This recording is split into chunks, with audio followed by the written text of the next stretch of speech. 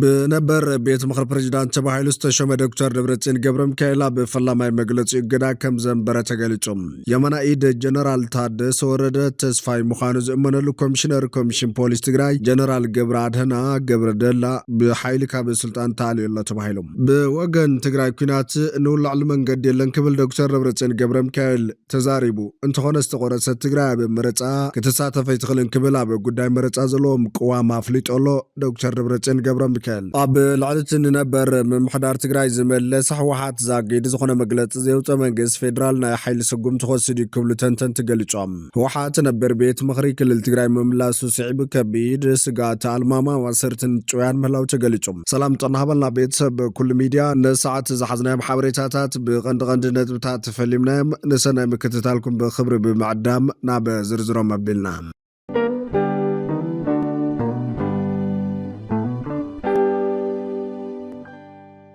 بنبر بيت مخر بريزيدانت تبعي لستشم دكتور دبرتين قبرم كيلا بفلاماي مجلس يوا بميدياتات قدا كم زنبرة تقليتهم كابتوم عبزي فلاماي مجلس خياتو استقبرون عدما زيبتحو من ميدياتات تي بي اس تلفزيون حادو خينو تكالنا تي بي اس تي بي زمسروتو تقاروس بميان سبحافتن بايتا بوليتيكا تقراي لنتسا برس حاران مجون كوينو كم زي كونه باقباب يوم زردو كبل عبزوت مجلس افليت علام ازي تبقسو زنتو سد زرعايو بفلاب تعوديناي نوحوان تمكرون تبق مهران زنبرم سبات ميديا والكحزي يوات دي زبلي زنبرا حقنا حتى يو ملسزوم سب تبقسو ايفالون زبلي نيرو حزون كاميوم تبيس يخون تبيس مسألة بزبان زخون حيل كي تحنقرن زخون عكال بفول كي تماقرن كنبر استقه تكال اتزلنا لبايتان ميديا والك زوات يكونن كلكلا حبريتا كلكلا سبونسرشيب تنطلون ناي غازيت انجاتات دحننتن كابتن بودهتات شقل يوم يمكبلا ملاخيتهم كل تعموت زحلفهم مسرتات تي بي اس درو سلست بريزيدانتات تاناغيدلو نساتمون جيتاچو ردا تادس وردن دبرتين قبرم كالينيوم سلسيوم مرحت زعدي كم سب ناي بعلوم ناي سناي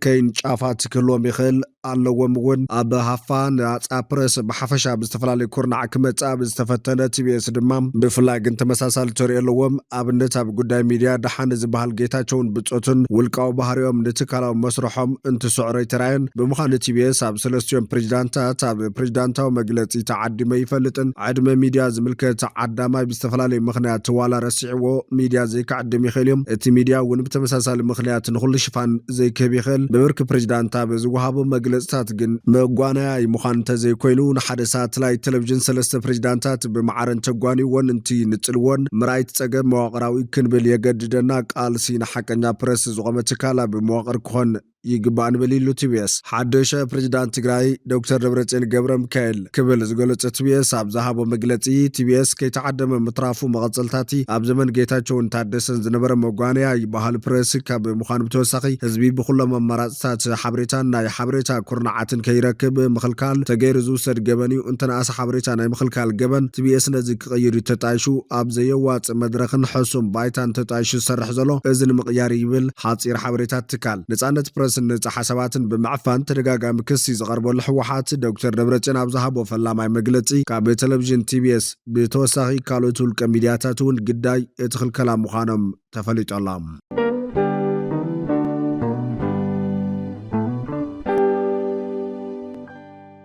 يمانا إيدا جنرال تادس ورد مخانو زنقرلو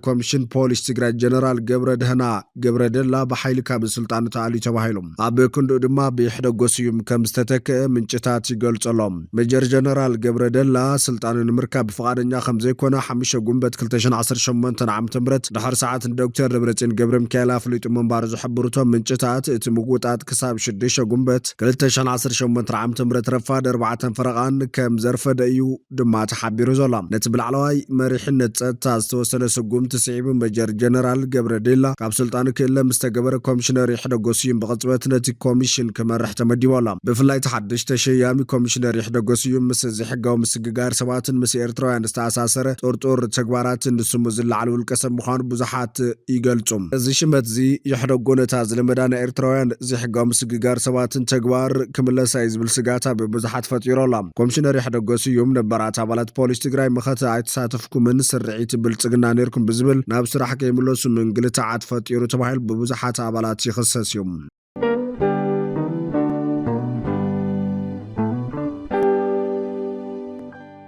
بوجن تجري كونات نولع المنجد يلن قبل دكتور دبرتسين قبرم كايل تزاريبهم انت خنز تقرصت تجري ابي هاجراو مرصا كتسات فايت خلن كبل ابي غداي مرصا زلوم قوام افليط ولا دكتور دبرتسين ابز حزوان تجري ابي هاجراو مرصا ايثيوبيا كتساتف كم زي تخل ابتا كلل سلطان كم زحزم زاوجه دكتور دبرتسين قبرم كايل فليطم ابي كتما مقلاب زهابو غازيطاو مغلص على 45 ميتاو كابيتات تجري اب تحت ورار كم زله بمغلاط تقرصت تجري يا زلا كبل تزاريبهم بملينا زقطر حزبنا ابوتو يلن وي تسديدي وي تمزابيليو از ترايون يكون حزون ابنا هلونا حدغا يزلوم مرصا كنطفو مينا انداتباله ايكايدن ات حدغان قدم كللو مرغغا سلام يدليلوم تግራይውን ምልእት ክትኸውን ለዋት ሸሪፋ مرصا ማለት ትበተን ማለትዩ ተቆሪሳስ ትኺድ ነቶም ወረርቲ ንተሓዋበሮ ሚና ዘለና በቃ ቆርስኩም ኪዱ መባሊ ክብል ኣብቲ ያበዝ መጽወርሕ ክካይድ ተጽቢት ዝግበረሉ ሃገራው مرصا ከም ዘይሳተፈ ፍሊጦም በወገን ፌደራል መንግስቲ እቲ ንደማው ኩናት ክልተ ዓመት ደው ዘበለ ስምምዕ ስለ ዝፈረሰ ግዚያዊ ምምሕዳር ዝበሃል ከም ዘለን ነቲ ቅድሚ ኩናት ዝተመረፀን ቤት ምኽርና ብሓላፍነቱ ክመልስዎ ከም ዝተገደድዩ እታ ቦምበር ሕወሓት ዝኾነ ዶክተር ደብረጽዮን ዝመጎት ድሕሪ ኩናት በዚ ስምምዕነት ማለቱ ንስምምዕነት ፕሪቶሪያ እናተመርሓና እናተገዛእና መፂና እዚ ስምምዕነት ግን ብፌደራል መንግስቲ ካብ ዝፈርስ ፀንሐ ስምምዕነት እዩ ሓደ ግዜ እንተይኮነ ፍሪስዎ ብተደጋጋሚ ኣፍሪስዎ ይብል በወገኖም ብመሰረት እቲ ስምምዕ ዝነበሮም ናይ ከበርቲ ብረታት ዕጥቂ ብምውራድ ከም ዝረከቡ ብምጥቃስ ክፍፀም ብዝብል ተስፋ ንሰለስተ ዓመታት ከም ዝተጸመሙ ተዛሪቦም ካብዋን ኩናት ጀሚሩ ክልል ኣምሓራ ናትናዩ ብባል ክሳብ ሎሚ ሒዞም ዝርከቡ ካብታት ምዕራብ ትግራይን ካልኦት ቦታታትን ብመሰረት እቲ ስምምዕና ብምምሕዳር ክልል ትግራይ ክምለስ ከም ዝነበረ እዩ ደብረጽዮን ዘመልክት ሰብ መዝ ፌደራል ብሸነኸም ህወሓት መሊዕ ዕጥቁ ከም ዘይውረደን ሓይልታቱ ከሰልጥን ብምጽንሖን ምስ ከም ኤርትራን ሱዳንን ዝበሉ ሓይልታት ርክብ ብምፍጣር ነቲ ስምምዕ ኣብ ሓደጋ ከም ዘእተወም ክኸሱ ጸኒሖም እንትኾነ ኣዲስ ኣበባ ዛጊድነት ኣብ መቐለ ዝተፈጸመ ንግዜያዊ ምምሕዳር ዘፍረሰ ምምንዛዕ ስልጣን ዝሃቦት ዝኾነ ወጋዕ ምላሸለን ነቲ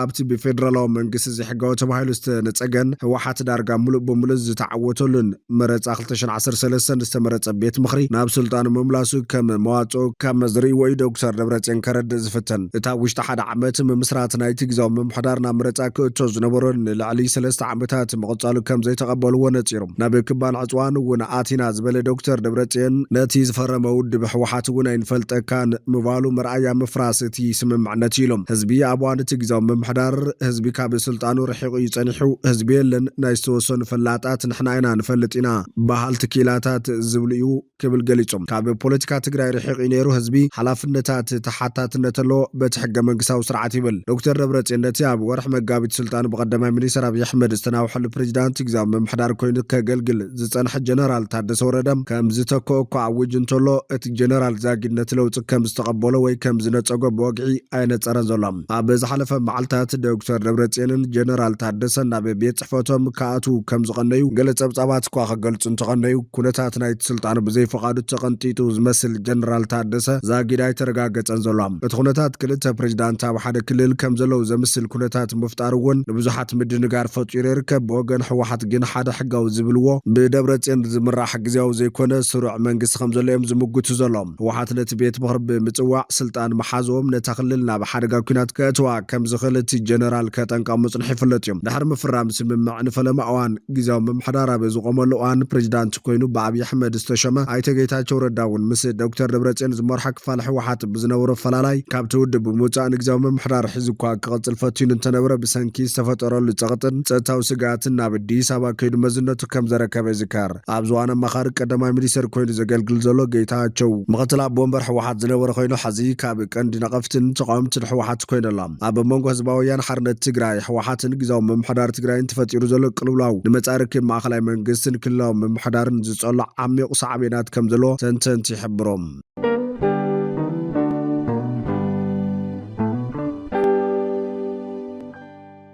ህወሓት ነበር ቤት ምኽሪ ክልል ትግራይ ምምላሱ ስዒቡ ከቢድ ስጋት ልማማ ማእሰርትን ጭውያን ምህላው ተገሊጾም ቀዳምነት ንሰብኣዊ ምስላት ዝተባህለ ትካል ተሓላቂ ሰብኣዊ ምስላት ኣብ ዘውፅዋናዊ ጽሑፍ ህወሓት ነቲ ብዘካትዕ ክልላዊ መረፃ ስርዓይ ስራ ዝተመረፀ ቅድሚ ኩናት ዝነበረ ባይቶ ዳግማይ ምምላሱ ምፍራስ ስምምዕ ፕሪቶሪያን ናብ ቅድሚ ኩናት ዝነበረ ማሓውር ምሕደራ ምምላስን ዘመልክት ኮይኑ ንሓደጋ ዳግማይ ዕጥቃዊ ግጭታትን ምስ ዝተኣሳሰር ምግሃት ሰብኣዊ ምስላትን ይውስኽ ምህላው ኣመላኺቶም ብተወሳኺ መንግስቲ ኢትዮጵያ ቀረብ ነዳዲ ዝውውር ገንዘብ ከም ከምውን መሃብ በጀት ዞባታት ምቁራጽ ከቢድ ማሕበረ ቁጠባ ቅልውላው ኣበጊስ ይብል ኩነታት መጓዓዝያን ክንክትዕልናን ትግራይ ሓዊሳ ኣገደስቲ መንግስታዊ ኣገልግሎታት ብቐረባ ምኽላእን ንሲቪላዊ መናብሮ ኮነ ኢልካ ቅልውላው ዝፈጥር ኣካይዳ ምኽታልን ብመሰረተ ህግራዊ ሰብኣዊ ሕጊ ሓበራዊ መቕጻዕቲ ክኸውን ይኽእል ይብል ብዘይፍቓድ መሳርን ብግዴታ ምስዋርን ሓደ ካብቶም ኣብ ትግራይ ዝፍጸም ዘለዉ ምዃኖም ዝገለጸት ትካል ብርሃነ ገብረ ገርግስ ዝተባህለ ኣክቲቪስት ንኻልኣይ ግዜ ኣብ መቐለ ተኣሲሩ ፈለማ ከተማ መቐለ ብዕጡቓት ጉጅለታት ተታሒዙ ድሕሪ ምጽናሕ ብተራ ክዳን ዝለበሱ ሲቪል ኣካላት ናብ ዘይተገለጸ መዳጎን ቦታ ተወሲዱ ክሳብ መወዳእታ ወርሒ ሚያዝያ ንልዕሊ 2 ሰሙን ናብ ቤት ፍርዲ ከም ዘይቀረበን እዚ ድማ ብግዴታ ምስዋር ከቢድ ስኽፍታታት ከም ዘሳዕበን ተገሊጾም እቲ ትካል ኣብ ዘቕረቦ ልብዋታት ሓይልታት ትግራይ ብነጻ ተቆጻጸርቲ ወይ ድማ ናይ ፍትሒ ኣካላት ናብ ብርሃነ ገብረ ገርግስ ብቕልጡፍ ክኣትዉ ክፈቕዱ ንሓትት መንግስቲ ፌደራል በጀት ትግራይ ኣገደስቲ ኣገልግሎታት ናብ ንቡር ክምልስ መንግስቲ ኢትዮጵያን ሕወሓትን ማዕቐፍ ስምምዕነት ፕሪቶርያ ብቕያደ ገባብ ተሓታትነት ዳግማይ ክሰርሑ ይግባእ ኢሎም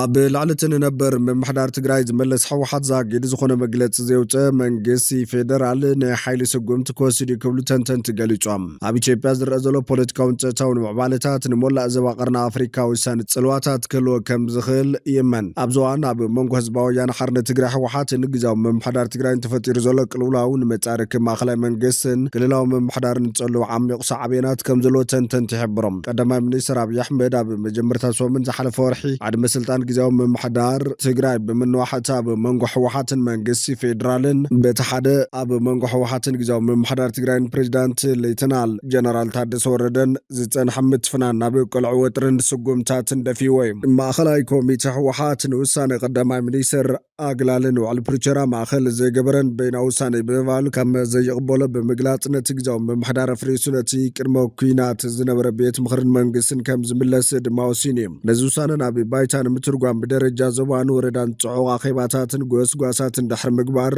ኣብ መወዳእታ ብ5 ጉንበት 2026 ኣብ ኣዳራሽ ቤት ምኽሪ ከተማ መቐለ ብዘካየደ ዕፁ ኣኼባ እቲ ቤት ምኽሪ ናብ ስራሕ ከም ዝተመለሰ ኣፈ ጉባኤን ምኽትላን ከም ዝመረፀ ዶክተር ደብረጽዮን ገብረሚካኤል ድማ ፕሬዚዳንት ኮይኑ ተመሪጹ ቃለ መሓላ ከም ዝፈጸምን ኣፍሊጡ እዮም ድሕሪ ሕዚ ጊዜያዊ መምሕዳር ይኹን ፕሬዚዳንት ጊዜያዊ መምሕዳር ዝበሃል የለን እናበለ ድማ መንግስቲ ትግራይ መሊሱ ካቢነ ናብ ምቋም ከም ዝተሰጋገረ ክነግር ጸኒሐ እዚ እናኾነ ግን መንግስቲ ኢትዮጵያ ዝኾነ ዝበሎ ወይ ዝገበሮ ነገር የለን መንግስቲ ንስጉምቲ ሕወሓት ዝኾነ መግለፂ ክሳብ ሕዚ እንተዘይውፀ ካብ መግለፂ ሓሊፉ እንታይ ክገብር ወይ ድማ እንታይ ስጉምቲ ክወስድ ይኽእል ዝብል ሕቶ ብዙሓት ኮይኑ እዩ ዝኾነ ይኹን ግን ትግራይ ከም ሓንቲ ክልላዊት ግዛት ኢትዮጵያን ዜጋታታ ድማ ከም ኢትዮጵያውያን ምስታ ዓባይ ኢትዮጵያ ዝራኸቦም ብፍላይ ብማሕበረ ቁጠባዊ መዳይ ብዙሕ ብምዃኑ ብዝኾነ መንገዲ እዚ ኩነታት መዕለብ ክረክብ ዘለዎ ጉዳይ ምዃኑ ተዓዘብቲ ተሓሳስቦም እታ ቀዲሙ ከም ሓደ ውድብ እውን ሕጋውነቱ ተሰሪዙ ፖለቲካዊ ፍታሕ ዘይረኸበ ጉዳይ ዝጸንሖ ሕወሓት ነታ ክልል ኩሉ ዓይነት ጸጋታት አንቀሳቒሱ ብኣድማዕነት ከመሓደራ ካብቲ ፌደራላዊ መንግስቲ ጸጋታት ጥራይ ዘይኮነ ተቐባልነት እውን ከም ዘድልዮ ይግለጽ መንግስቲ ፌደራል ነዚ ኩነታት ንምቕያር ወይ ንምቕልባስ ክገብሮ ካብ ዝኽእል ነገራት ሰለስተ ቀንዲ ዓበይቲ ስጉምታት ኣብ ቅድሚኡ ከም ዘለዉ እዮም ተዓዘብቲ ዝገልጹም እዚኣቶም ድማ ሓደ ነቲ ትግራይ ካብ ማእኸላይ መንግስቲ ኢትዮጵያ ትረኽቦ መሰላታን ቀረባትን ጻዕትን ነዳዲ መድሓኒት ገንዘብ ብምሉእ ወይ ብኸፊል ብምዕፃው ነተኽልል ምንብርካኽ ካልኣይ ናይ ሓይሊ ስጉምቲ ኮይኖም ክሳብ ብኹናት ዝኸይድ ሰራዊት ፌደራል ደፊኡ ናብ ተኽልል ከም ዝኣቱ ጌርካ ቁፅፅር መንግስቲ ምጽናዕ ሳልሳይ ምስቲ ሓይሉ ኣብ ትግራይ ዘደልድል ዘሎ ሕወሓት ዘተ ምክያድ እዮም እቲ ከም ቀዳማይ ተኽእሎ ተጠቒሱ ዘሎ ስጉምቲ ዕፅዋ ብዝተፈላለዩ ሸነኻት ክግበር ጸንሐ ጉዳይ ምዃኑ ዝጠቕሱ ተንተንቲ እዚ ስጉምታት መንግስቲ ምኽንያቱን ዓላምኡን ባዕሉ ዝተገለጸ ይኹን እምበር እታ ዓዲ ንምጭባጥን ሓይሊ ከይትረክብ ምግባርን ይብሎም ውፅኢቱ ግነታ ገና ካብ በሰላታት ኩናትን ቅልውላው ድሕረ ኩናትን ዘይተናገፈት ትግራይ ሕሰማ ዘጋድድ ካብ ምዃን ሓሊፉ ዘፍርዮ ነገር ከም ዘለ ይምግቶም እቲ ኣሻቓሊ ኮይኑ ዘሎ ዝዓብየን ሰፍሕን ሳዕቤናት ክፍጠር ዝኽእል ከም ካልኣይ ተኽእሎ ዝረአ ስጉምቲ ኸኣ ኩናት እዮም እዚ ሓደገኛ ዝኾነሉ ቀንዲ ምኽንያት ሃገራትን ሓይልታት ዞባ ቀርኒ ኣፍሪካን ቀይሕ ባሕርን ካብ ዝኾነ ግዜ ንላዕሊ ተኣሳሲረን ምህላወን ምዃኑ ድማ ተንተንቲ ይገልጾም ዞባዊ ወኪላታት ከም መልእኽቶም ኩነታት ቀርኒ ኣፍሪካ ብሓፈሻ ጉዳይ ሓንቲ ሃገር ንጉዳይ ካልእ ጎረቤታት ዝጸልዩ ኮይኑ ዘሎ ምኽንያት ናይዚ ድማ ኩለን በብረብሓታተን ተኣሳሲረን ብምህላወን ይብል እዚ ድማ ካብ ግብፂ ክሳብ ሶማልያ ከይተረፈ ዘለዎ ሃገራት ብቐጥታ ይኹን ብተዘዋዋሪ ዝተኣሳሰራሉ ጉዳያት ስለ ዘሎም ኣብ ትግራይ ዝኽፈት ኩናት ወይ ናይ ሓይሊ ስጉምቲ እተን ካልኦት ሃገራት ደቂሰን ዘይሓድራሉ ኣይኮነን ተባሂሉ ይግምገም